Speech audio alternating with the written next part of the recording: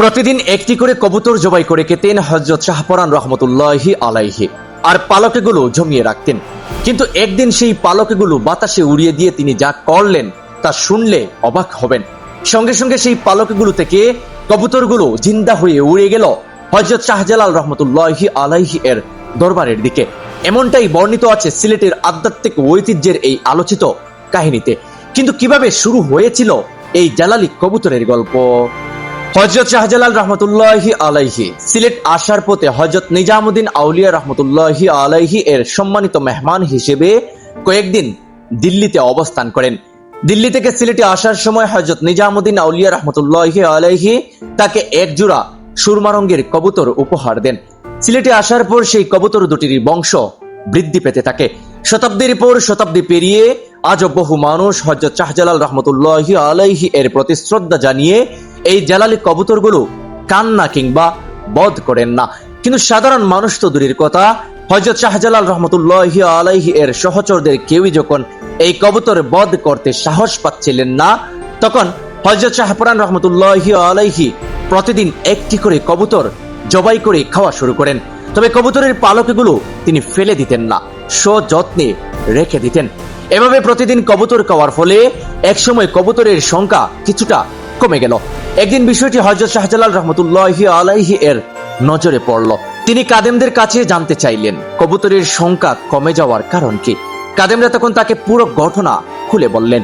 হযরত শাহজালাল রহমতুল্লাহি আলাইহি হুকুম দিলেন হযরত শাহপরান রহমতুল্লাহি আলাইহিকে ডেকে আনার জন্য। তখন হযরত শাহপরান রহমতুল্লাহি আলাইহি মুরাকাবায় ছিলেন।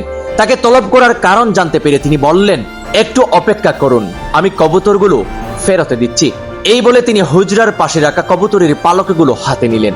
তারপর দরজার সামনে দাঁড়িয়ে পালকগুলো বাতাসে উড়িয়ে দিয়ে বললেন, যাও, আল্লাহর হুকুমে তোমরা হযরত শাহজালালের দরবারে উড়ে যাও। সঙ্গে সঙ্গে কবুতরগুলো জিন্দা হয়ে উড়ে গেল। বাগনে হযরত শাহপরান রহমতুল্লাহি আলাইহি এর এই কারামতি দেখে তার মামা ও মুর্শিদ অত্যন্ত খুশি হলেন। এরপর হযরত শাহজালাল রহমতুল্লাহি আলাইহি তাকে দূরে কোথাও আস্তানা স্থাপন করার নির্দেশ দিলেন। মামার আদেশ অনুসারে হযরত শাহপরান রহমতুল্লাহি আলাইহি চলে যান খাদিম পাড়ায়।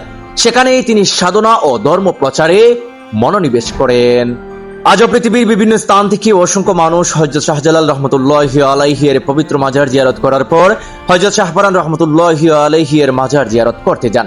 এমনকি রাষ্ট্রপ্রধান, সরকার প্রধান, মন্ত্রী ও এমপিরাও তাদের নির্বাচনী কাজ সেখান থেকেই শুরু করেন। দিনরাত এখানে চলে কুরআন তেলাওয়াত, জিয়ারত, মিলাদ মাহফিল, দোয়া দরুদ, জিকির আজকার ও ফাতিহা পাঠ। পৃথিবীর বিখ্যাত সম্রাটদের সমাধিসৌধেও এমন দৃশ্য দেখা যায় না।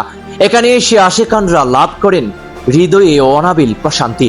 পীর, ফকির, সাধক, দরবেশরা লাভ করেন আধ্যাত্মিক বা রুহানি আলোর সন্ধান। আর আলেম উলামারা লাভ করেন বাতেনি ইলমের আবে হায়াত ও রুহানি ফয়েজ। সিলেটের মাটিতে হযরত শাহজালাল রহমতুল্লাহি আলাইহি ও হযরত শাহপরান রহমতুল্লাহি আলাইহি এর এই আধ্যাত্মিক ঐতিহ্য আজও মানুষের হৃদয়ে গভীর শ্রদ্ধা ও ভালোবাসার জায়গা করে আছে। আর জালালি কবুতরকে ঘিরে হযরত শাহপরান রহমতুল্লাহি আলাইহি এর এই বিস্ময়কর কারামতের কাহিনী আজও সিলেটের মানুষের মুখে মুখে আলোচিত। সিলেটের ইতিহাস, ঐতিহ্য ও আধ্যাত্মিকতার এমন আরো অজানা গল্প জানতে আমাদের সঙ্গে থাকুন। ভিডিওটি ভালো লাগলে ফেসবুকে ফলো, ইউটিউবে সাবস্ক্রাইব এবং সবার সঙ্গে শেয়ার করতে ভুলবেন না।